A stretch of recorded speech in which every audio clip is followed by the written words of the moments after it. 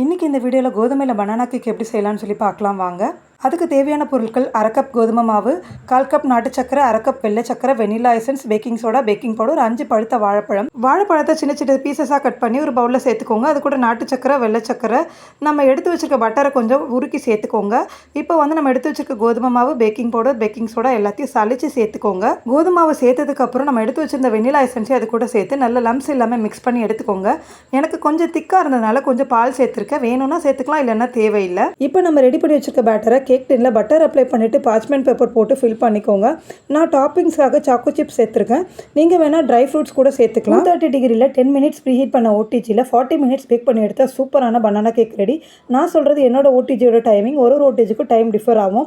சூப்பரான ஸ்பாஞ்சியான banana cake ready. உண்மையாகவே நான் எதிர்பார்க்கவே இல்லை, அந்தளவுக்கு நல்லா வந்திருந்தது. இந்த மாதிரி வீடியோஸ் எல்லாம் நம்ம சேனல் ரெகுலராக வரும். அதுக்காக நம்ம சேனலை மறக்காமல் சப்ஸ்கிரைப் பண்ணிக்கோங்க. அடுத்த வீடியோவில் பார்க்கலாம். அதுவரை see you.